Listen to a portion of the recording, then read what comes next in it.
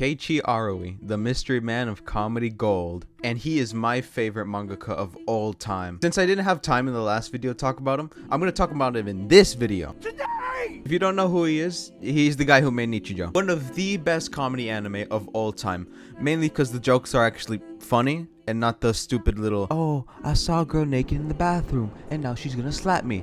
Alright, now laugh. Don't worry, I won't be talking about Nichijou because I'm pretty sure everyone in their pet fish has seen that. Instead, I want to talk about his other projects that I enjoyed. Starting with KEIICHI Standard. The KEIICHI Standard bits in Nichijou don't actually come from Nichijou. They come from, well, KEIICHI Standard. KEIICHI Standard has 2 volumes, KEIICHI Standard Bold and Italic. Each of them containing KEIICHI Standard bits, even ones that weren't even animated. Even this one, which I think is racist. Come on, man. The brown people, the yellow tint, alien passport. Come on, man. There's comic collections, promo for the Nichijou manga, the art gallery, and my favorite part that made me really love KEIICHI ARAWI, the art and illustration segments. This is where he tells childhood stories, like when he got his ass beat in class, or when he found croquette sandwiches weird, or maybe it's just some things that just inspired him to make Nichijou. Alright, now hear me out. You know when you watch a YouTuber for such a long time, you watch their channel grow, and you just feel like you know them. Okay, I'm not fucking crazy. I'm not crazy. I'm not having a parasocial relationship. I'm not schizo.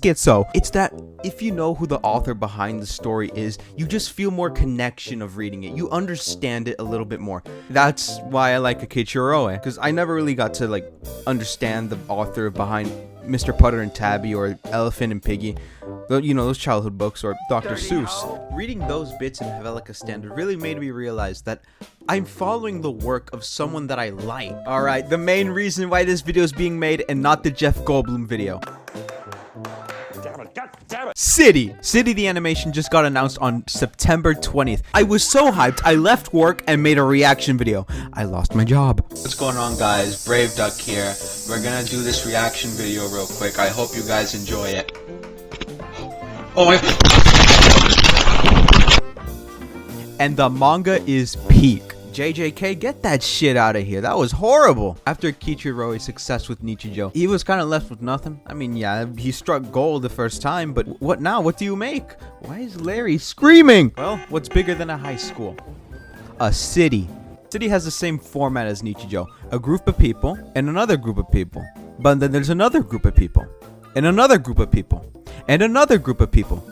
And their stories intertwine. If I had to describe every single character and how they intertwine with each other, then we'd be here all day. I'm gonna list off the main groups and how each intertwine very, very quickly. First, you got the college girls, the Western cuisine family. You got the soccer team. You got the newspaper staff, winery family. You got Miss Tombe, 2 middle school friends that are gonna realize that one day they're not gonna be together. A police officer with identity issues, and this weird ass cat that's almost in every panel. All right, let's start off with our main protagonist, Nagamo. Nagamo is an irredeemable piece of shit. She's broke, a gambler, just being rude, leeches off her only friend Nukora, and just straight up lazy. She reminds me of Kazuma from Konosuba, so by that definition, I like her. But there's one chapter that really shows that she really is a bad person. This guy made a script for a play, and he really wants Nagamo to play the main character. Nagamo agrees to do it, but under these conditions. She won't speak. She doesn't want to show her face. She doesn't want to move around at all. And she wants to get paid for it. Oh yeah, and she owes the granny rent.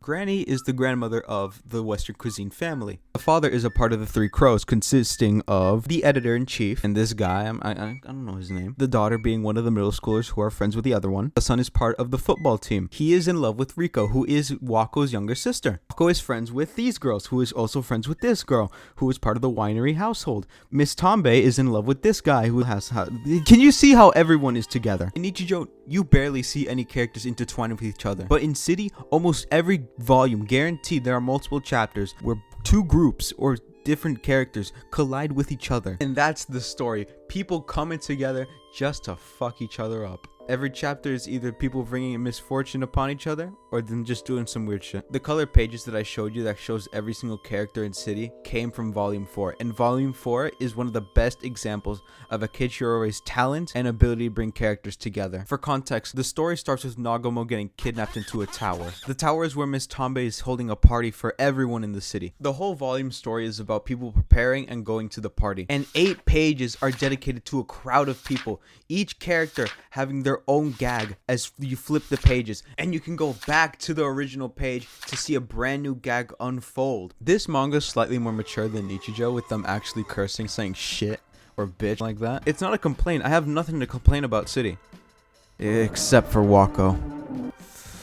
I actually like her. She's the one thing I'm really looking forward to when I'm reading City. She's always so carefree. She loves photography. She sniffs paint. She made up her own religion. The one thing that pisses me off is her hair color. In the cover of every volume, it's obviously gray, but in the colored panels that I showed you, it's blue. I don't know, for some reason that just really pisses me off. Actually, now that I look at it, I think it's supposed to be like a navy blue. Whatever. Let's say Wako took crack, and her hair was more blue, and she cut her hair even shorter. And instead about being open and passionate about her likes, what if she kept it more reserved? Well, that's the character of KEIICHI Arawi's new manga, amemiya-san. Just call her Amelia. It's KEIICHI Arawi's lesser known manga.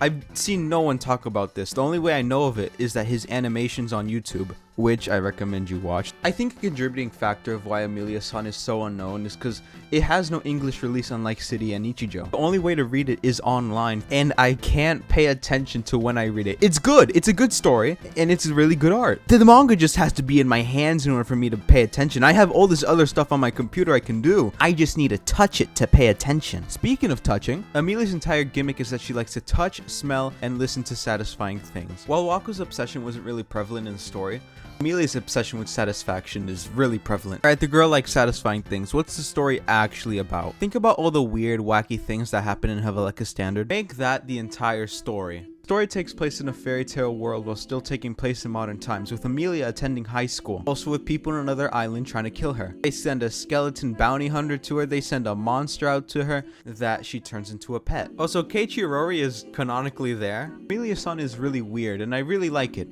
I liked it so much, I bought it twice. That's right, I bought it twice. This is the one I got on eBay. Well, I hate it. I hate how it feels. I don't like it. The outside shell. How do you call it? Because it does this. It does this and it slips out of my hand. I don't like it. I much prefer this thick paper that they use on every other manga, you know? I much more prefer that. But then I saw that they made the special version, so I bought that instead. You want to know what makes it special? It feels nice, okay? You want... Can't see it, but it feels nice. It comes with a thin-ass bookmark. Hold up. Play that one of YouTube egg sound. Hold up.